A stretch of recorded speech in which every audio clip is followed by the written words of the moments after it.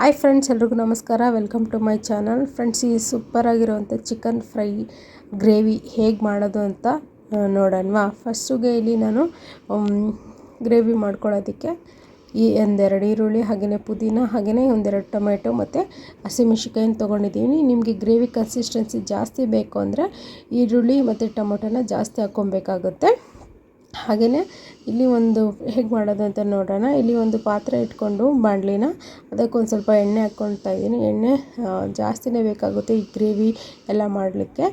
ಇಲ್ಲಿ ಕಟ್ ಮಾಡಿರೋಂಥ ಈರುಳ್ಳಿ ಹಾಗೆಯೇ ಹಸಿಮೆಣ್ಸಿನ್ಕಾಯಿನ ಹಾಕ್ಕೊಂಡಿದ್ದೀನಿ. ಹಾಗೆ ಶುಂಠಿ ಬೆಳ್ಳುಳ್ಳಿ ಪೇಸ್ಟ್ನ ಹಾಕ್ಕೊಂಡು ಚೆನ್ನಾಗಿ ಫ್ರೈ ಮಾಡ್ಕೊಂಡಿದ್ದೀನಿ.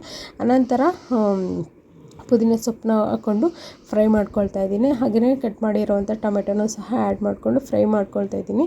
ಟೊಮೆಟೊ ಬೇಗ ಸಾಫ್ಟ್ ಆಗಬೇಕು ಅಂದರೆ ಸ್ವಲ್ಪ ಉಪ್ಪನ್ನ ಹಾಕ್ಕೊಂಡು ಚೆನ್ನಾಗಿ ಫ್ರೈ ಮಾಡ್ಕೊಳ್ಳಿ. ಎಣ್ಣೆ ಚೆನ್ನಾಗಿ ಬಿಡಬೇಕು ಅನ್ನೋ ತನಕ ಟೊಮೆಟೊ ಫ್ರೈ ಆದಮೇಲೆ ಇಲ್ಲಿ ಧನಿಯಾ ಪೌಡರ್, ಹಾಗೆ ಚಿಲ್ಲಿ ಪೌಡರ್ ಮತ್ತು ಒಂದು ಸ್ವಲ್ಪ ಅರಿಶಿನ ಮತ್ತು ಚಿಕನ್ ಮಸಾಲನೂ ಸಹ ಯೂಸ್ ಮಾಡ್ಕೊಂಡು ಖಾರ ಎಷ್ಟು ಬೇಕೋ ಅಷ್ಟು ನೋಡಿಕೊಂಡು ಹಾಕ್ಕೊಳ್ತಾ ಇದ್ದೀನಿ.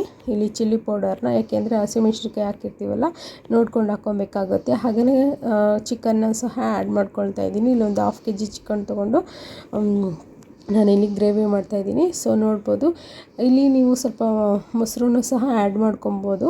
ಇಲ್ಲಾಂದರೆ ತೆಂಗಿನಕಾಯಿ ಹಾಲು ತೆಗೆದು ಸಹ ಹಾಕ್ಕೊಬೋದು. ನಾನಿಲ್ಲಿ ತೆಂಗಿನ ಹಾಲನ್ನ ಹಾಕ್ಕೊಳ್ತಾ ಇದ್ದೀನಿ. ಹಾಗೆಯೇ ಇಲ್ಲಿ ಸ್ವಲ್ಪ ಚಿಕನ್ ಎಷ್ಟು ಬೇಕೋ ಅಷ್ಟು ಬೇಯಷ್ಟು ನೀರು ಹಾಕ್ಕೊಂಡು ಗ್ರೇವಿ ಕನ್ಸಿಸ್ಟೆನ್ಸಿ ನೋಡಿಕೊಂಡು ಬೇಯಿಸ್ಕೊಬೇಕಾಗುತ್ತೆ.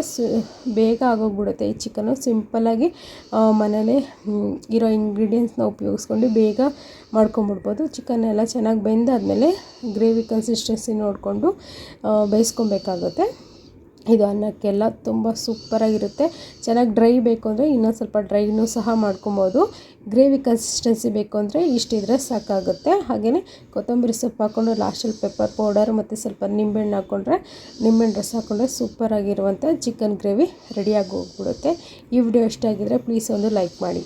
ಇನ್ನು ಯಾರೆಲ್ಲ ಚಾನಲ್ನ ಸಬ್ಸ್ಕ್ರೈಬ್ ಮಾಡ್ಕೊಂಡಿಲ್ಲ ಪ್ಲೀಸ್ ಹೋಗಿ ಸಬ್ಸ್ಕ್ರೈಬ್ ಮಾಡ್ಕೊಂಡು ಸಪೋರ್ಟ್ ಮಾಡಿ. Thank you for watching. Bye.